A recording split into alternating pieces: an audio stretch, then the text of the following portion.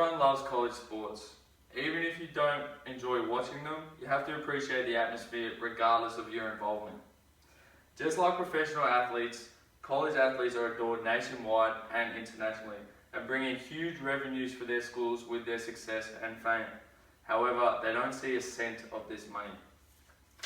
The entire reason I travelled to the US was to become a college athlete, and after experiencing the lifestyle and finding out that top players don't earn any profits, I was disgusted. It's really wrong of the institutions which utilise this advantage they have over our student athletes' eligibility. All of you have something you're really good at, right? At your job, you're paid to be the best or really good at it. Now, seeing your favourite college team or player every game, they may go out and dominate, having thousands come to pay and see them play, buying their jersey, and even betting on them to win. Don't you think they should earn a little of that money?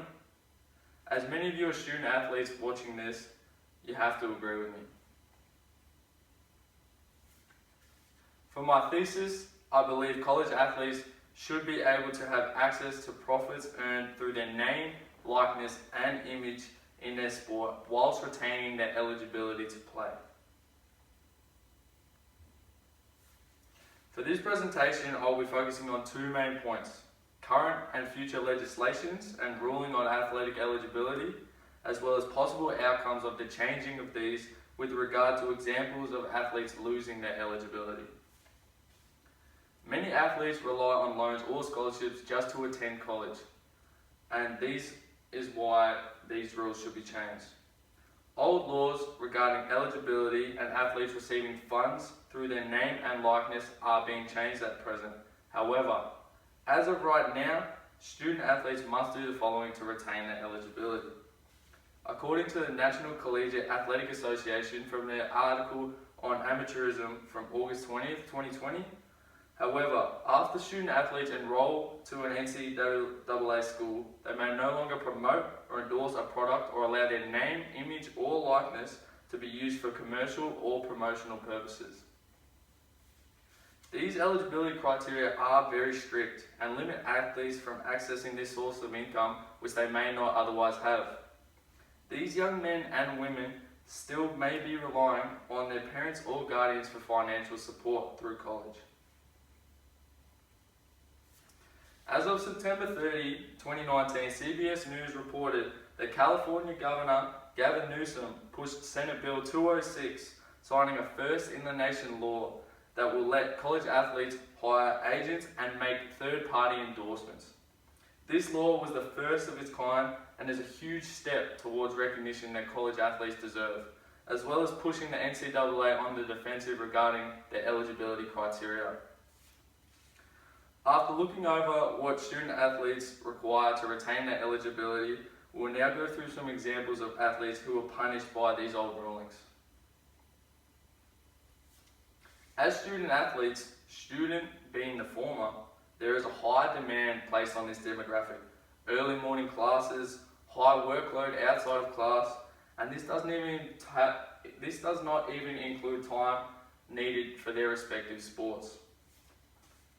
Naturally, there is not a lot of time for these hundreds of thousands of students across the US to work and earn their own income. Many have tried different means and been punished because of this.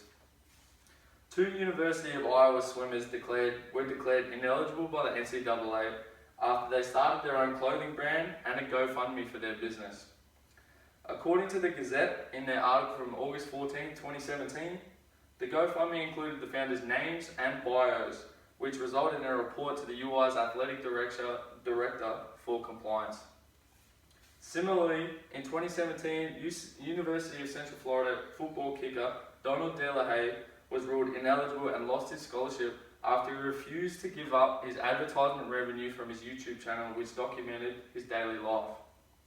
An article from Timothy Rapp from August 1st, 2017 quoted De La Haye saying, "I feel like I'm owned by the NCAA. They can use my name and likeness to make money, but I can't." You can see how these rulings are harsh and are causing these student athletes to be unable to play, lose scholarships, and even be kicked out of their own school, which which I don't know about you, but I believe the NCAA is a corrupt system, exploiting student athletes for revenue and silencing them after asking why they can't receive funds for their name. I believe that elite college athletes, as well as their families who sacrifice so much to compete at this high level, should be able to receive compensation for their name, image and likeness through their university and the NCAA. Today we have overlooked past and future legislations and rulings, examples of individuals who have been